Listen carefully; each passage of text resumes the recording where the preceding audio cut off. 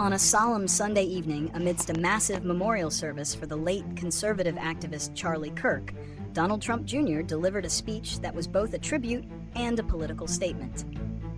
The event, held at State Farm Stadium in Glendale, Arizona, brought together tens of thousands of mourners and prominent figures from the political right.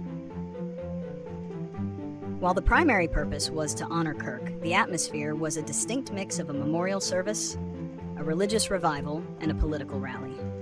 In his remarks, Donald Trump Jr. began with a memorable and politically charged impersonation of his father, President Donald Trump. He also used the opportunity to address political opponents, referencing figures like Hillary Clinton and Vice President Kamala Harris. Beyond the impersonation, he paid homage to Kirk, whom he considered a close friend, describing him as a martyr for his beliefs and a leader who bravely faced threats while speaking on college campuses. The tone of his speech, much like those of many other speakers at the event, transitioned seamlessly between expressions of grief and calls to political action, framed by a defiant and unyielding stance against what they perceive as the radical left. Reasons and consequences. The decision to deliver a speech of this nature at a memorial service, particularly the inclusion of humor and political jabs, was deliberate. The reasons are rooted in the strategic messaging and political identity of the movement.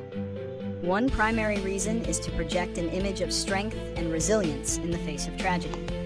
By not allowing the event to be purely sorrowful, the speakers, including Donald Trump Jr., sent a clear message that their movement will not be silenced or intimidated. The impersonation served as a familiar and unifying touchstone for the crowd, a moment of levity and shared identity that reminded attendees of the enduring power of the movement's central figure. Another reason is to capitalize on a moment of high emotional engagement. A memorial, by its very nature, brings people together and elevates emotions. The speeches leverage this heightened state to reinforce a narrative of victimhood and struggle against a hostile opposition. The consequences of this approach are twofold. On one hand, it successfully energized the base, solidifying their commitment to the cause and providing a sense of shared purpose and resolve. On the other hand, it drew significant criticism from political opponents and a large part of the media, who saw the event as a cynical exploitation of a tragedy for political gain. This further deepened the existing partisan divides, turning a moment of national mourning into another front in the ongoing culture war.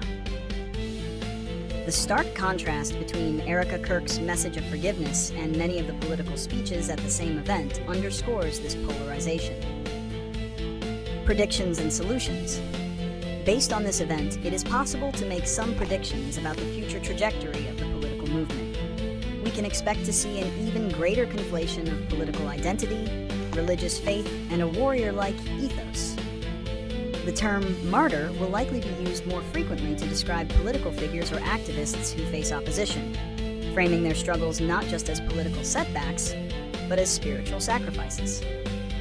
This rhetoric will continue to be a powerful tool for mobilizing the base, particularly younger evangelicals and conservatives, who were a key part of Charlie Kirk's demographic. As for solutions, the speeches at the memorial offered a distinct strategic approach rather than a traditional policy plan. The solution, as presented by many of the speakers, is not reconciliation with political opponents, but a total victory. The rhetoric of "we won't back down" and "we will never forget" points toward a strategy of continued escalation and unwavering defiance. The solution is to double down on the combative, unapologetic style of politics that Kirk championed, and to leverage grief as a powerful motivator for political action. This approach signals a future where political battles are fought with increasing ferocity, with little room for compromise or moderation. The strategy is to harness the outrage and sorrow over Kirk's death and convert it into votes and political power, solidifying the movement's influence for years to come. Ultimately, the speech by Donald Trump Jr. and the event as a whole were less about mourning and more about the ongoing fight. The purpose was not to heal a wound, but to turn that wound into a rallying cry, ensuring that the legacy of Charlie Kirk is not one of peaceful debate, but of perpetual political and cultural warfare.